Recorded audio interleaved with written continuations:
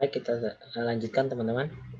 Senang sekali sampai pada video ke-14 dalam rangkaian video tentang evaluasi dan proses pendokumentasian evaluasi keperawatan, dan ini merupakan edisi spesial, edisi penutup dari rangkaian video. Saya hitung ada 129 video, ini adalah video ke-129 yang akan kita buat spesial karena ini kita akan mencoba untuk memberikan contoh bagaimana CPPT itu ditulis dalam pelayanan asuhan pasien terintegrasi. Namun pada kesempatan ini CPPT khususnya disoroti oleh disiplin ilmu perawatan ya, karena yang namanya CPPT harusnya integrasi antar profesional pemberi asuhan. Namun pada kesempatan ini dalam video ini yang kita contohkan adalah CPPT dari profesi perawat. Tujuan pembelajaran pada video ini kita akan sama-sama memahami terkait dengan CPPT dalam pelayanan asuhan pasien terintegrasi, ya, khusus CPPT yang ditulis oleh perawat. Baik, sebagai contoh ya, ini contoh ceritanya pada shift pagi tanggal 31 Maret tahun 2021 pasien masuk, kemudian nurse N sebagai perawat penanggung jawab asuhan, pasien masuk pagi, nurse N itu melakukan asesmen, kemudian menegakkan diagnosis karena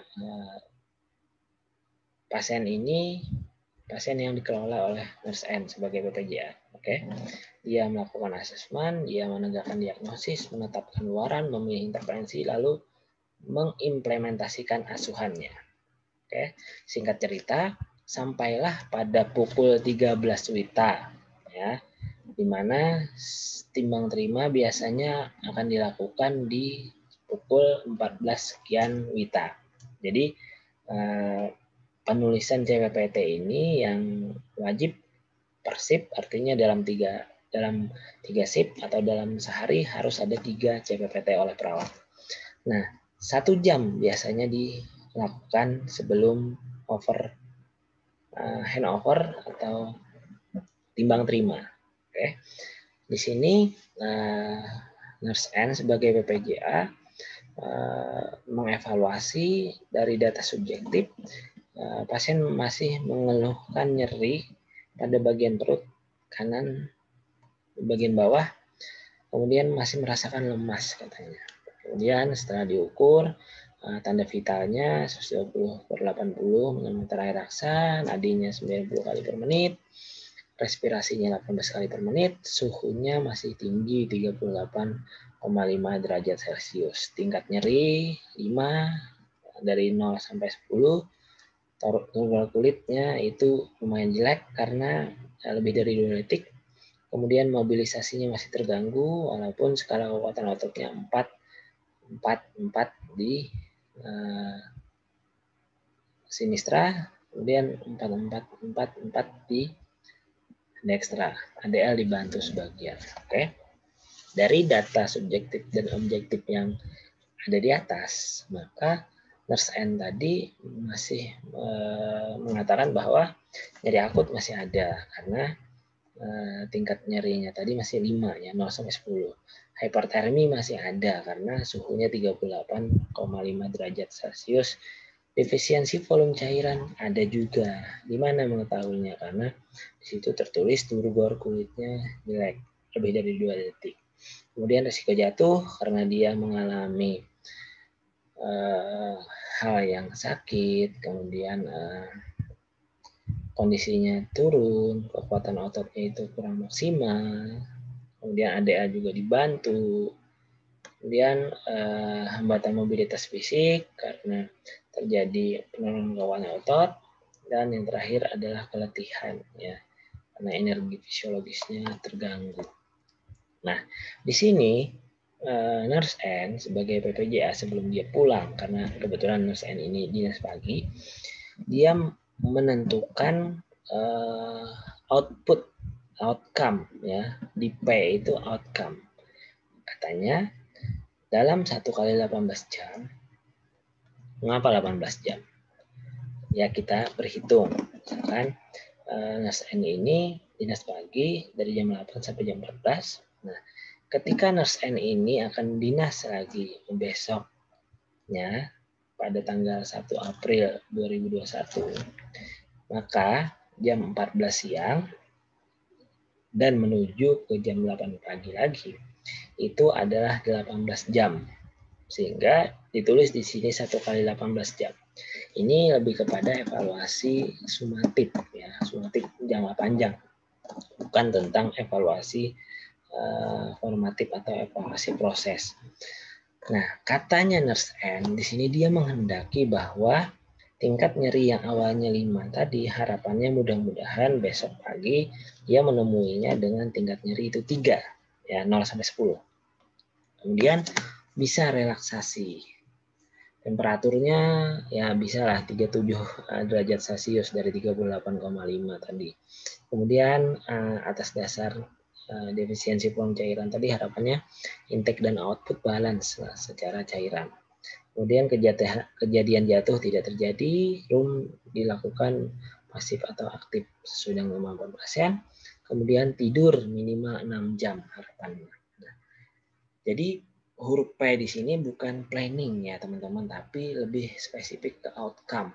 Karena kita ingat sebenarnya ada kaitannya antara planning di Nanda yang mengatakan bahwa ada penegakan diagnosis, penentuan outcome, dan pemilihan intervensi. Nah, P di sini, planning di sini lebih kepada penentuan outcome. Atau maunya si Nurse N ini apa sih terhadap pasiennya saat dia datang lagi untuk dinas di hari berikutnya. Nah, tidak lupa di sini Nurse N, karena dia mau berakhir dinas pada jam 14 nanti, Nurse N ini menggunakan perawat X, ya, perawat pelaksana X untuk shift sore dan perawat pelaksana Y untuk shift malam, guna mewujudkan outcome yang ada di huruf P atau planningnya tadi. Jadi dia menuliskan instruksi, ini kerennya PPJA di masa akan datang ini nih, bahwa seorang PPJA juga akan main instruksi, nggak kalah dengan DPJP ke depannya. Jadi perawat pelaksana X dan perawat pelaksana Y itu dititipkan intervensi atau rencana oleh Nurse N sebagai PPJA. Apa saja? Kaji nyeri, kemudian kaji risiko jatuh, minum katanya. Minum 700 cc karena defisiensi volume cairan ya. Dia juga menghendaki nanti ada output balance, dari intake dan output balance. Makanya harus dikasih minum katanya. Kemudian kompres hangat untuk hiperterminya tadi, relaksasi untuk nyerinya, personal hygiene, mandi sore atau diseka, room aktif atau pasif, latihan kursi roda, monitor balance cairan, cek darah rutin jika bersesuaian, kolaborasi obat jika diperlukan. Nah, untuk shift malam, Nurse N tadi mencoba untuk menitipkan pesan kepada perawat pelaksana Y bahwa kaji nyeri juga, kaji resiko jatuh, minum ya 300 cc biar secara utuh selama shift sore dan malam, harapannya si pasiennya Nurse N ini tadi meminum 1000 cc atau 1 liter, gunanya untuk mengantisipasi turgor kulit yang jelek tadi karena dia defisiensi volume cairan. Kompres hangat, aromaterapi, musik terapi, relaksasi, personal hygiene, mandi pagi, besoknya room aktif atau pasif, monitor balance cairan, kolaborasi obat jika diperlukan.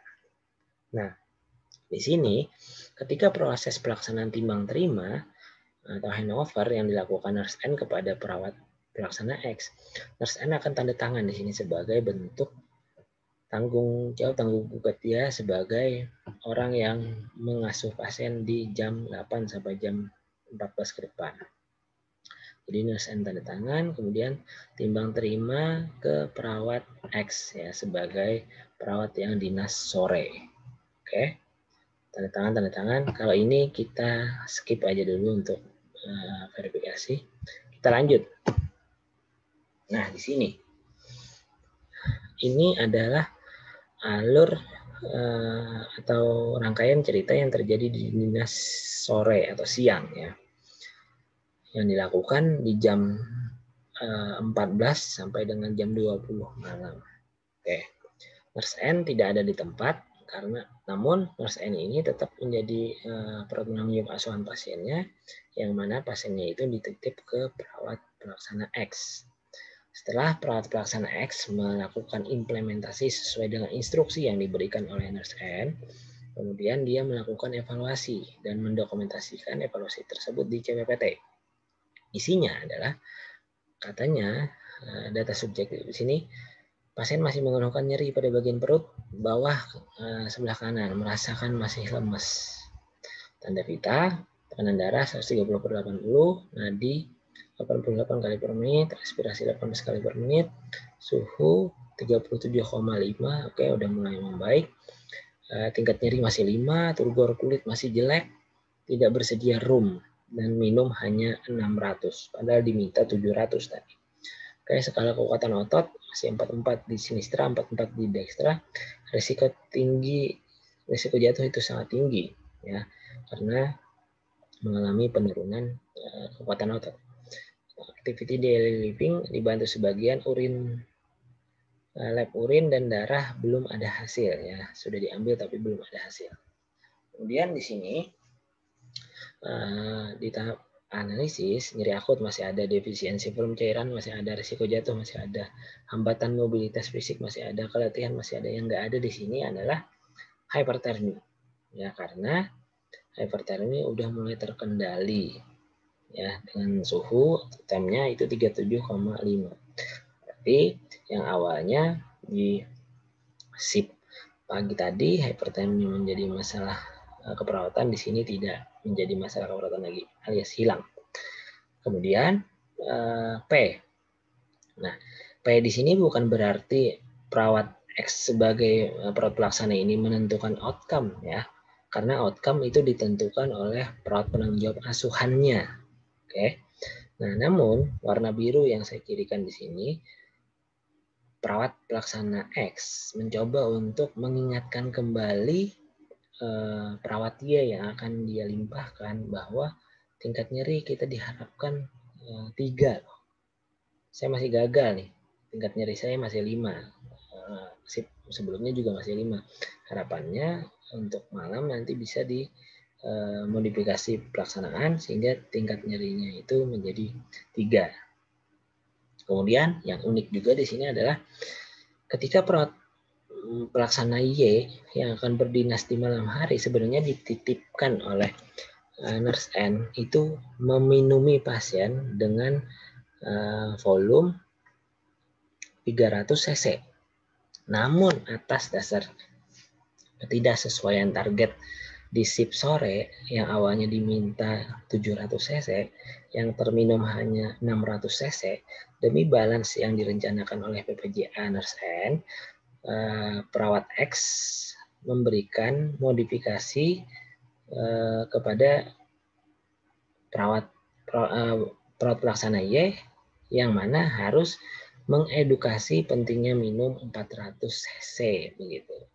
Karena dia di shift sore tidak mau sampai 700, hanya 600. Artinya ada penambahan 100 cc yang diberikan kepada perawat Y. Semoga bisa.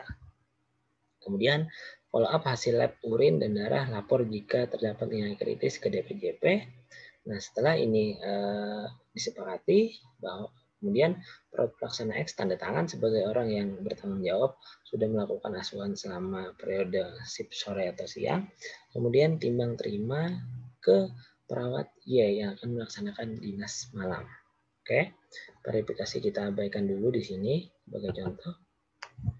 Nah, ini rangkuman yang terjadi pada malam hari dari jam 20 malam sampai jam 8 pagi nanti ya. Sehingga jam 7 pagi Wita di sini saatnya perawat pelaksana Y menuliskan catatan perkembangan pasien, khususnya yang dituliskan perawat di rekam medik. Lalu apa yang dituliskan oleh perawat pelaksana Y? Katanya di sini mengatakan nyeri udah mulai berkurang, masih merasa lemas. Dapat tidur 7 jam. Syukur ya, targetnya sebenarnya cuma 6 jam. Jam 22 sampai jam 05. Kemudian tanda pita 120/80, nadi 86, respirasi rate 16 kali per menit, suhu 37, tingkat nyeri berkurang. Karena mungkin di bawah tidur macam-macam. Yang awalnya tingkat nyeri itu 5, gagal juga di sore masih 5, ternyata sip dinas malam berhasil menurunkan menjadi 3. Oke. Kemudian turgor kulit 2 detik. Masih kurang baik ya, masih kurang baik, tapi lebih baik ketimbang yang jelek kemarin yang lebih dari 2 detik. Kemudian urin 500 cc, keruh, ada ganti kateter, kemudian risiko jatuh tinggi. Rum aktif bisa dilakukan, minum 400 cc. Kemudian skala kekuatan otot masih 44, sinistra 44 dekstra, ada yang dibantu, lab urin darah terlampir, artinya lab urin sudah ada nih di rekam medik tanpa ada nilai kritis kayaknya, makanya nggak ditulis di sini tentang pelaporan nilai kritis. Kemudian apa yang masih ditemui oleh perawat pelaksana Y pada shift malam? Jadi akut masih ada karena 3 tadi, efisiensi volume cairan masih ada karena masih 2 detik, risiko jatuh masih tinggi, hambatan mobilitas fisik masih ada karena kekuatan otot menurun, keletihan juga masih ada. Oke. Info akan cek resistensi. Jadi berdasarkan kolaborasi dengan profesional pemberi asuhan lainnya dalam hal ini DPJP, kemungkinan di sini dia menginfokan ya untuk PPJA-nya yaitu nurse N yang akan berdinas sebentar lagi. Katanya info akan cek resisten antibiotik. Nah, biar nanti nurse N yang akan merumuskan pelaksanaannya. Oke. Sehingga setelah ini dilakukan timbang terima, artinya perawat pelaksana Y akan mentimbang terima kepada nurse N kembali. Namun di tanggal 1 April ya 2021.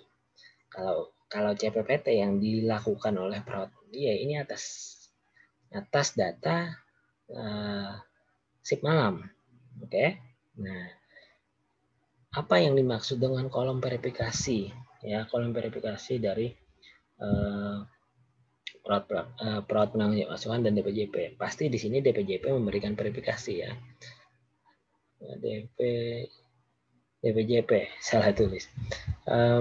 Pada tanggal 1 April 2021 DPJP melakukan verifikasi karena dia sebagai clinical team leader. Kemudian pada perawat pelaksana, saya ingatkan lagi, perawat pelaksana tadi mengingatkan kepada perawat penanggung jawab asuhan biar mereview kembali apa yang dilakukan pada shift sore sama shift malam, sehingga nurse N ini akan kembali nanti ke CPPT yang dilakukan oleh perawat pelaksana X di sore hari dan perawat pelaksana Y di malam hari. Dia harus membaca, nurse N ini harus membaca apa yang terjadi di malam hari dan apa yang terjadi di sore hari kemarin, sehingga biar dia bisa melakukan rencana asuhan, menuliskan rencana asuhan untuk shift pagi berdasarkan dengan kondisi-kondisi di shift malam dan di shift sore di hari sebelumnya. Juga memperhatikan tentang CPPT yang diberikan oleh profesional pemberi asuhan lainnya. Nah, itu tadi teman-teman, mudah-mudahan video panjang sebagai video penutup ini memberikan gambaran kita tentang asuhan terintegrasi yang diharapkan oleh Komisi Akreditasi Rumah Sakit melalui Senar 1.1-nya. Mudah-mudahan sedikit contoh ini bermanfaat untuk kita. Yang mana saya tekankan lagi, contoh yang diberikan ini merupakan CPPT yang dilakukan oleh perawat saja. Pada hal sesungguhnya atau hal yang nyatanya, CPPT ini akan berselang-seling antara profesional pemberi asuhan yang terlibat pada asuhan terintegrasi pasien. Pada video ini hanya memperlihatkan tentang potongan CPPT yang dilakukan oleh perawat yang diperankan oleh nurse N sebagai PPJA di dinas pagi, kemudian perawat pelaksana X di dinas sore, dan perawat pelaksana Y di dinas malam. Ya, kita melihat di sini bahwa seluas dan sekomplitnya data yang diberikan oleh perawat ini akan menjadi gambaran yang sangat bagus bagi profesional pemberi asuhan lainnya, sehingga bisa membaca kondisi pasien dengan kompleks. Ya, kita sebagai perawat jangan sampai memberikan pelaporan yang seadanya, karena kita sering klaim bahwa perawat yang ada berada di 24 jam di sisi pasien. Namun jangan sampai laporan yang diberikan hanya sekedar tanda vital dan keluhan secara umum. Kita sebagai perawat harus bisa menggambarkan kondisi real persib ya tentang perkembangan pasien, sehingga bisa memberikan manfaat data informasi kepada profesional pemberi asuhan yang lain demi integrasi asuhan untuk keselamatan dan kesehatan pasien. Mudah-mudahan video ini bermanfaat. Sampai ketemu di video berikutnya. Terima kasih teman-teman.